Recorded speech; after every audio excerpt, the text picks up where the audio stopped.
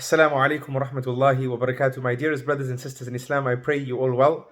Today I'm speaking to you from Brisbane, Australia.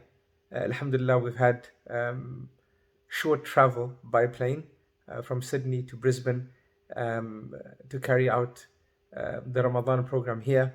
And mashallah, it's been really heartwarming seeing the communities here and mashallah, experiencing Ramadan here and witnessing how spread the Ummah of Muhammad sallallahu alayhi wasallam is.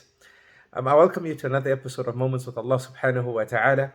And in today's episode, I want to share with you a narration found in Sunan al-Nasa'i by Juwayriyah radiallahu anha. And she says that once the Prophet sallallahu alayhi wasallam left early after the Fajr prayer, while she was sat in the remembrance of Allah subhanahu wa ta'ala.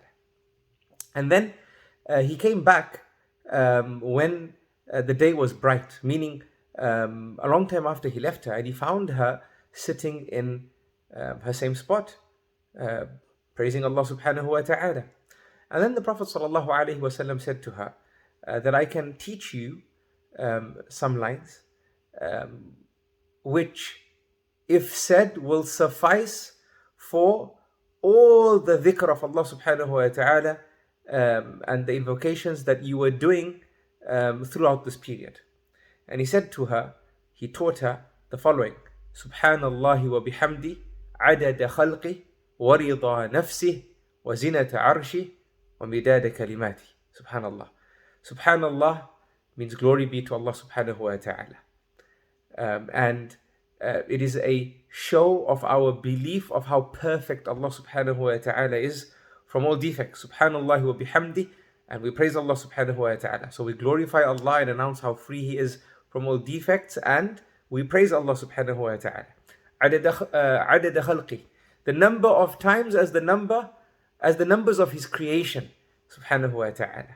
Wa rida nafsi, the number of times as is pleasing to Allah subhanahu wa ta'ala. Wa zinata arshi, the number of times as denoted by the beautiful throne of Allah subhanahu wa ta'ala and that which beautifies it.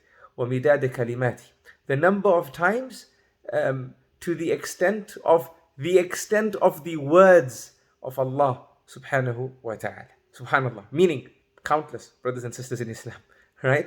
When you say this, you're saying, I'm saying Subhanallah wa bihamdi and Alhamdulillah countless times. And this is the way of Rasulullah sallallahu alayhi wa sallam. And by praising Allah subhanahu wa ta'ala this way, then you would be praising Allah subhanahu wa ta'ala also using the words of the Prophet sallallahu alayhi wa sallam. And no doubt Allah subhanahu wa ta'ala taught him these words. Now, brothers and sisters in Islam, this idea of subhanallah and glorifying Allah and announcing how perfect Allah subhanahu wa ta'ala is from all faults and defects and how glorified He is something beloved to Allah subhanahu wa ta'ala. And we know this across various narrations. From them, the hadith of the Prophet sallallahu alaihi wasallam, which is authentic, in which he said that there are two words. They are light on the tongue, heavy on the scales, and beloved to Ar-Rahman. Kalimatan khafifatan ala al-lisan, thaqilatan fil mizan, habibatan ila Ar-Rahman. What are these words? Subhanallah wa bihamdihi, Subhanallah al-azim. Right? Now, if you notice in these words, both of them say Subhanallah. Both of them state Subhanallah. Right? The phrase Subhanallah exists in them. Subhanallah wa bihamdihi, glorified is Allah and He is praised. Subhanallah al-azim, glorified Allah and He is the greatest. And also, when the Prophet sallallahu alaihi wasallam went for the Isra and the Mi'raj, when he reached the heavens, as some of the scholars of tafsir have listed in the discussion of the tafsir of the verses in Surah Al-Baqarah, in which Allah subhanahu wa ta'ala had a conversation with the angels of Allah subhanahu wa ta'ala. What did the angels say? Subhanaka la ilma lana illa ma 'allamtana.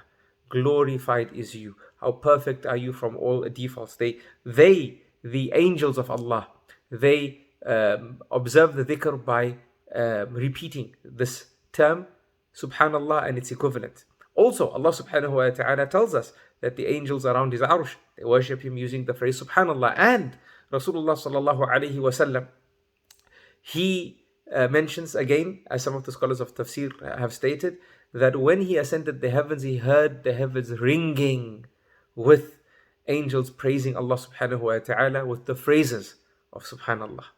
La ilaha illallah.